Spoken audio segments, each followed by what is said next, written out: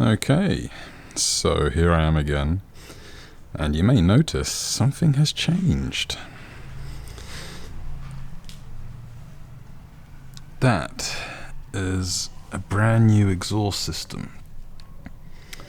I kept the tie headers, and where they used to join before, now has a special Y pipe, and you got a short exhaust here.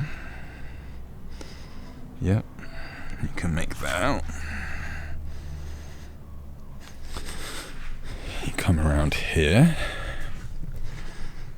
and it comes all the way out through there, up here into a longer high level, with a nice mesh finish, high-low. Now, this is a prototype.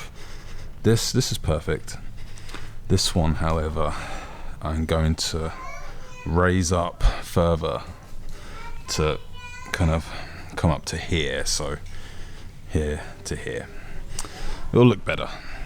However, the performance difference and the sound difference is so dramatic.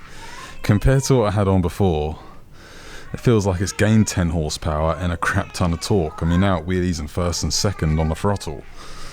And the sound, it's actually quieter but deeper, and the guys that produced this for me, they were amazed.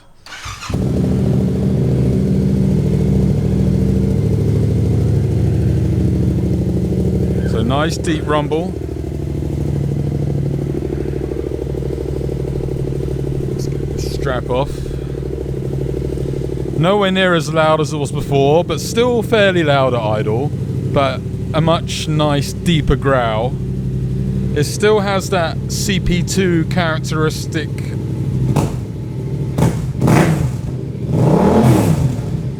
But the beauty of it is that when you're cruising, it's actually very quiet. I can't really replicate it here, but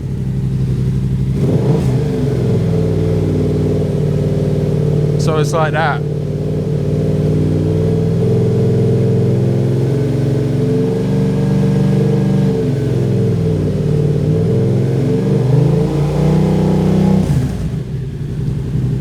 But then when you're, want to show off a little bit. Yeah. Still got that very mean sound. Now it really does sound like a Ducati. I had an amazing time riding this back home last night. It was just incredible. Before, where the exhaust was here, it really hurt your ears because the sound travels right up, straight into your eardrum. Whereas now, the sound is behind you, over here and here, and it doesn't hurt.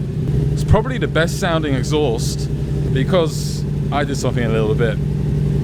I played around a little bit of diameters, so it looks like a casual Y pipe, but they're different diameter. So the short one is a different diameter to the long one. Now, exhaust gases, let's turn this off for a second. Exhaust gases, they follow the path of least resistance. So at low RPM, how do I explain? Right, so at low RPM, it comes through the longer exhaust, because it's ever so slightly bigger by a tiny little bit. And then as you start to increase the revs and more gases start coming out, it then starts to use more of the second exhaust as it's ever so slightly larger.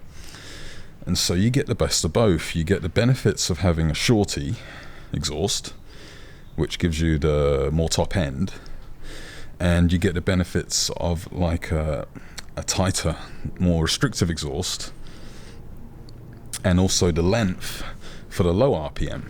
Just a prototype, all this is just kind of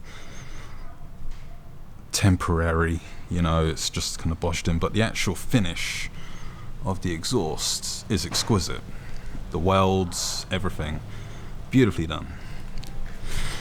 Even down here you can see all the welds there. Very well done.